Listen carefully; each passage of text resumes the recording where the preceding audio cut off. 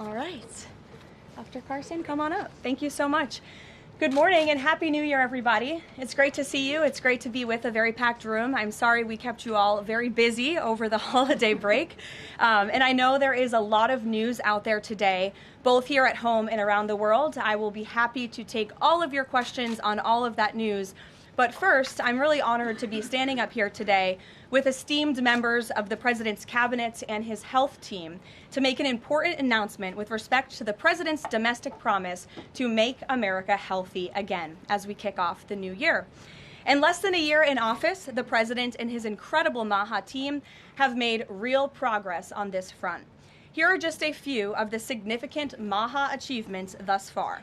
More than a dozen food manufacturers and trade associations have made commitments to remove artificial and petroleum-based food dyes from their products.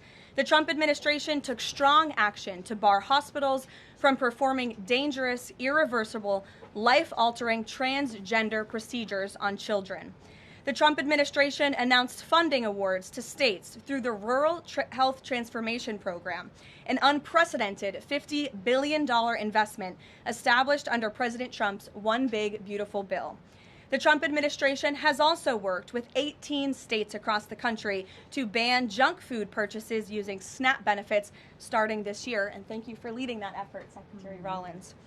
Additionally, President Trump took historic action to secure most favored nation drug pricing and secured deals with major pharmaceutical companies to massively lower the cost of prescription drugs. And those effects are being implemented as we speak. Americans are going to continue to see the result of these incredible deals the president cut. And I know President Trump and this team behind me worked incredibly hard to lower those drug costs for Americans. On Monday, the CDC adopted common sense updates to America's childhood vaccination schedule based solely on the gold standard of science. This action empowers parents and physicians to make the best individualized decisions to protect our children, while also restoring much-needed confidence in our public health system. And as a MAHA mom myself, I'm very grateful for that. So thank you, Secretary Kennedy. To build on this progress, the Trump administration is now updating federal nutrition standards and guidelines to ensure that Americans have the most accurate, data-driven information supported by science and hard facts, not special interests or partisan ideology. President Trump has tasked two of the great individuals behind me, USDA Secretary Rollins and HHS Secretary Kennedy, with collaborating on this vitally important project. And today they are here to officially unveil the 2025 to 2030 Dietary Guidelines for America. These new guidelines are informed by the best and most reliable research on health and nutrition, particularly as it relates to the role of our diets and the prevalence of chronic disease in the country. They are also These guidelines are easy to read and understand, so every American, young and old, can access this information that literally has the power to change lives. But these are not just an updated guideline. These are the foundation to all federal food programs in our country.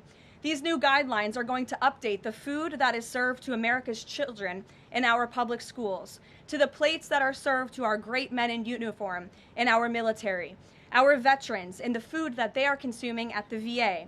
And these new guidelines are also going to impact nutritional programs for the needy in our country, such as WIC and Head Start.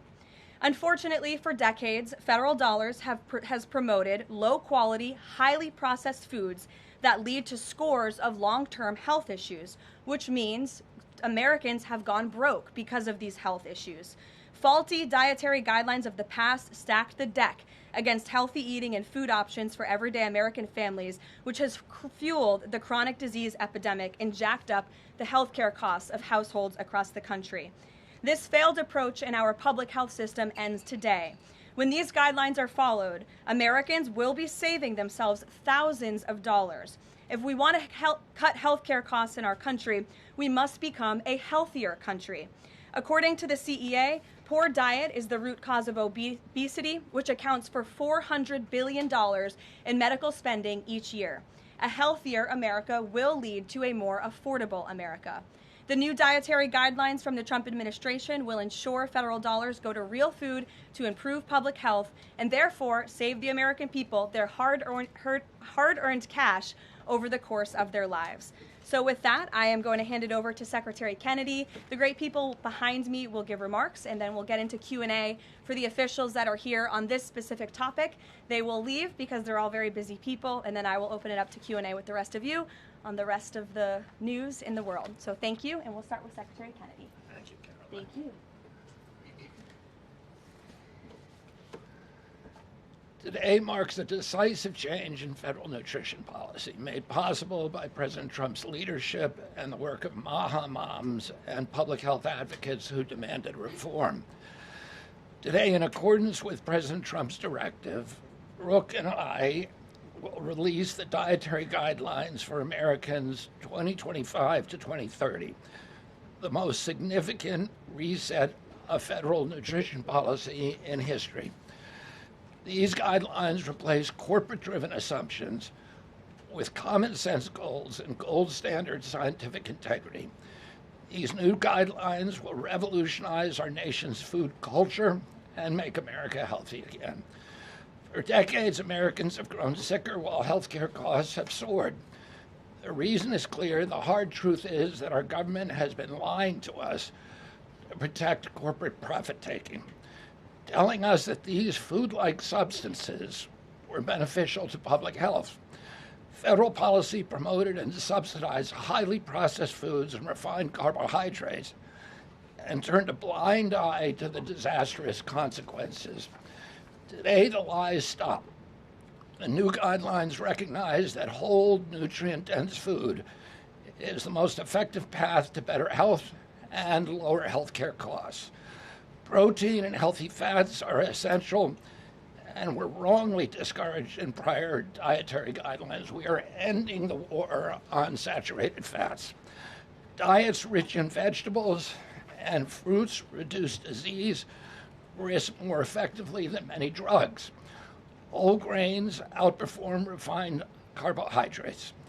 Added sugars, especially sugar-sweetened beverages, drive metabolic disease, and today our government declares war on added sugar. Highly processed foods loaded with additives, added sugar, and excess salt damage health and should be avoided. As Secretary of Health and Human Services, my message is clear: eat real food. Nothing matters more for healthcare outcomes, economic productivity, military readiness, and fiscal stability. The dietary guidelines shape dozens of federal feeding programs, including Head Start. These standards affect 45 million school lunches every day, meals for 1.3 million active duty service members, and food served to 9 million veterans in VA hospitals.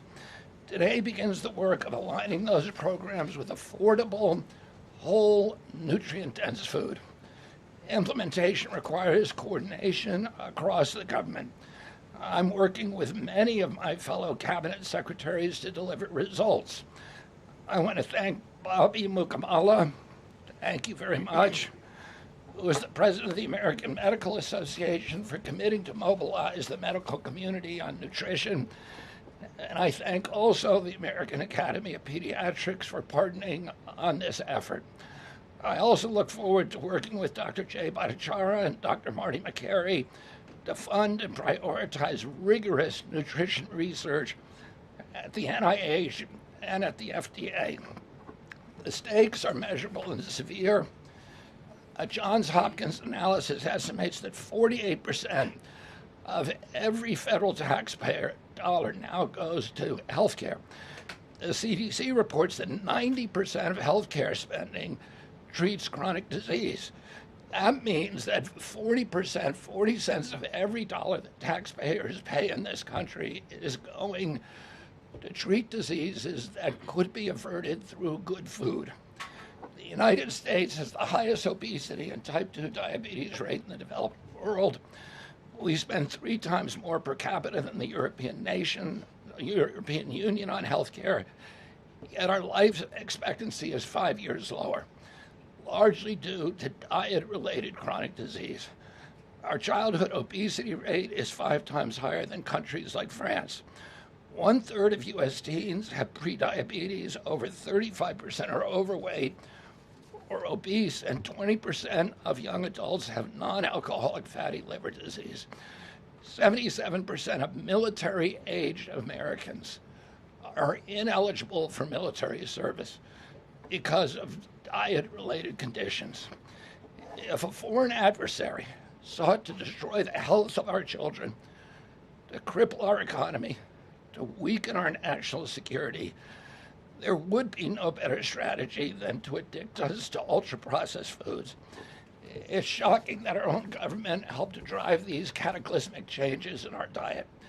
The damage is real, it is preventable, and President Trump has ordered it to end.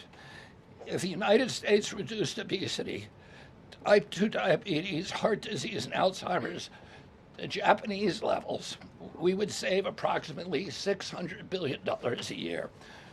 About 50% of Medicare's projected long-term deficit, or $5,000 per family annually. Current policy worsens the problem. 42 million Americans rely on SNAP, where common purchases include sugary drinks, candy, and chips. 78% of SNAP recipients are enrolled in Medicaid, and 90% of Medicaid spending goes to chronic disease. These incentives raise healthcare costs and undermine health. This must change. The new framework centers on protein and healthy fats, vegetables, fruits, and whole grains. And you can see the food pyramid here.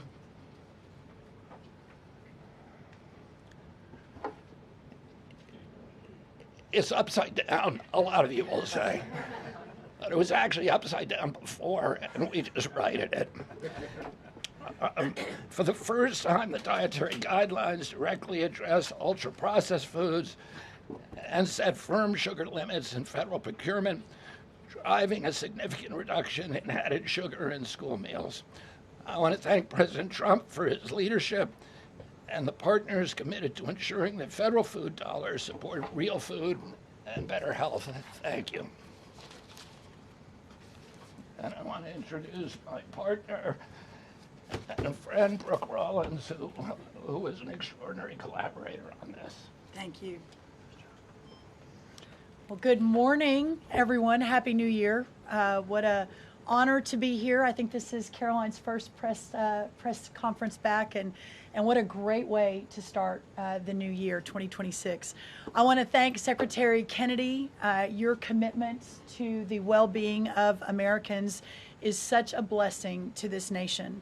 We have been working on these new dietary guidelines really since almost day one. Bobby and I were voted on the same day and sworn in on the same day. So I think the partnership from minute one has been real and extraordinary. As Secretary Kennedy mentioned, America is in the middle of the worst chronic health crisis in our nation's history. Over 40% of the roughly 73 million children in the United States have at least one chronic health condition, and nearly 90% of healthcare spending goes toward treating people with chronic disease. Secretary Kennedy mentioned that, but it is really important to keep underscoring that fact. This crisis is unacceptable. It prevents Americans from living healthy and happy lives. And for decades under both Republicans and Democrats, federal incentives have promoted low quality, highly processed foods and pharmaceutical interventions instead of prevention. As a result, nutrient-dense whole foods grown by America's farmers and ranchers have been increasingly displaced. The Trump administration is acutely aware of this danger, and today this announcement is making a major step in doing something about it. Thankfully, the solution is simple and should be non-controversial. Eat real food. This is the main message of the new Dietary Guidelines for Americans 2025 to 2030, which encourage households and schools to prioritize whole, nutrient-dense foods. That means more protein, more dairy, more healthy fats, more whole grains, more fruits and vegetables, whether they are fresh, frozen, canned, or dried. We are finally putting real food back at the center of the American diet. Real food that nourishes the body, restores health, fuels energy, and builds strength. This pivot also leans into the abundant, affordable, and healthy food supply already available from America's incredible farmers and ranchers. By making milk, raising cattle, and growing wholesome fruits, vegetables, and grains, they hold the key to solving our national health crisis. And President Trump is mobilizing government to ensure families across America have greater access to these healthy foods. In the past 12 months, inflation has slowed and wages have risen for the first time in 5 years. Under President Trump's leadership, prices for everyday staples are declining, and more help is on the way. Recent data show that fruits, vegetables, dairy, and proteins, including eggs, pork, and ground beef, are becoming even more affordable every day for our American people. American households enjoy the most affordable and abundant food in the world, and today's release only reinforces that reality. A healthy meal is within reach for all American families. These new dietary guidelines are a framework which is meant to be customized to meet the needs, the preferences, and the financial status of all American families. For example, a meal including such items as pork or eggs or whole milk or cheese, tomatoes, other fresh and frozen fruits and vegetables, whole grain bread, corn tortilla can cost today right around $3 for that meal. $3. And soon USDA will finalize our stocking standards, which means that those businesses in America that take the SNAP benefit, what they are required to stock in order to take that benefit. By the way, that's almost 250,000 retailers across America. That very soon we will be finalizing that rule that will mandate all 250,000 retailers in America double the type of staple foods that they provide for America's SNAP households. This means healthier options will be in reach for all American families, regardless of circumstance, at levels never seen before in our country. These dietary guidelines are foundational to so many USDA programs, and their introduction marks the first step in connecting America's schools and dinner plates to the best of American agriculture. Make no mistake, under President Trump's leadership, we are restoring common sense, we are restoring scientific integrity, and we are restoring accountability to federal food and health policy. The new guidelines are all about putting the well-being of Americans first, exactly where it should have been all along. This is the foundation that will make America healthy again, not just for those of us alive today, but for our children and our children's children and those coming behind. I want to end by saying God bless American families, God bless the American farmer and rancher, and God bless America. What an honor now to introduce another great partner in this incredible work, and that is Dr. Mehmet Oz. Thank you. Congratulations to Secretary Rollins, Secretary Kennedy, and do want to express my appreciation for what the President has done overall to increase the affordability of health care. The biggest accomplishment perhaps for the health system ability to drop down prices last year was the most favored nation drug pricing that Caroline mentioned. These are incredibly effective at reducing the costs, for example, of what the President calls the fat shot, the Ozempic, GLP-1 category of medications. We dropped them dramatically. But the best way to reduce drug spend in America is to not need the drugs in the first place. What you're hearing today with these dietary guideline adjustments are going to be massively effective, and not just dropping the need for us to buy these weight loss drugs, but buy these expensive drugs for autoimmune problems. We have evidence that food is medicine when it comes to conditions as varied as mental health issues from Alzheimer's and depression to fundamental realities of how children learn in school. So the question then becomes, what is this actually going to do in dollars and cents? And I had the group at CMS run some numbers for us to try to give you concrete assessments of how much this will drop the spend that the federal taxpayer must make for Medicare and Medicaid. And I'm more optimistic today than ever that we can address the fast rising rate of healthcare expenses in America because of movements like this. Right now, we're increasing health expenditures in America at roughly twice the rate of the GDP growth. We will correct that if we can get America to be healthier, because you can't be a wealthy nation without being a healthy nation. So 2 numbers for you to remember. The first is $30 billion. Why? 30% of healthcare costs are directly attributable to obesity. I'm not talking about indirect associated expenses, which are also present, but a very conservative number, 30%, are directly attributed to obesity. That's about $300 billion a year for just Medicare, If we were to affect obesity by 10%, which is an incredibly conservative and justifiable assumption that has been borne out in evidence-based dietary experiments and trials, just that alone is $30 billion of reduction of expenses for Medicare rather. That's also obviously correlated with Medicaid reduction in spending. In Medicaid, it's a different opportunity because in Medicaid, we educate children. 53% of children in America are covered by Medicaid or CHIP, and we have programs to teach kids and their parents what to eat, and how to make these dietary guidelines that Secretary Rollins, Secretary Kennedy have crafted with their teams into practice. It will dramatically change the natural history of how children are able to participate in life. But let me give you one last number. If we're able to get the average American, who today retires on average at age 61, get them just to work 1 year longer, because they feel so vital, so strong, so bullish about their future, because they're feeding their bodies nutrients that are essential to their high-functioning productivity, we will increase the overall GDP of our nation by trillions of dollars. So we will reduce healthcare expenses. At the same time, we jazz up the U.S. economy with trillions of dollars created by the productivity of American workers. God bless you both for making the DGA feasible and making it perhaps the wisest investment we could make in our communities.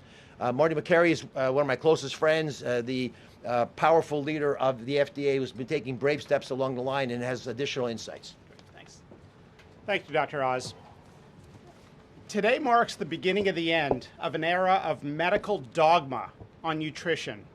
For decades, we've been fed a corrupt food pyramid that has had a myopic focus on demonizing natural, healthy, saturated fats, telling you not to eat eggs and steak, and ignoring a giant blind spot: refined carbohydrates, added sugars, ultra-processed food. This study in JAMA now shows that 60% to 70% of kids are getting their calories from ultra-processed foods. That's an epidemic. We now have a generation of kids addicted to refined carbohydrates, low in protein. They are literally nitrogen negative because we've used old flawed studies that used urine nitrogen to estimate body protein metabolism, and they missed the mark. The old guidelines had such a low protein recommendation that we are increasing that by 50 to 100%. Kids need protein. The old protein guidelines were to prevent starvation and withering away. These new protein guidelines are designed for American kids to thrive, and they're based on science, not on dogma. We have 40% of our kids now with a chronic disease. It is not their fault. This is something that is the result of bad advice from the government and a medical establishment that for decades peddled research from a flawed 1960s model. Today, we are setting the record straight. This is not a willpower problem of our nation's kids. This is something adults have done to kids, and we're going to fix it. And so, as Dr. Oz said, the best way to lower drug prices is for people to stop taking drugs they don't need. We are going to finally address the root causes of our broken healthcare system: insulin resistance and general body inflammation, advanced by the protein-poor, micronutrient-poor, ultra-processed, refined carbohydrate diet that kids are addicted to today. And so, on behalf of the Food and Drug Administration, we are proud to be a part of this. We are grateful to be contributing to this work. Thank you, Secretary Rollins. Thank you, Kyle Diamantis, the best deputy commissioner for food at the FDA the agency has ever had. This is a historic day in America. Thank you, Caroline. Thank you, Doctor.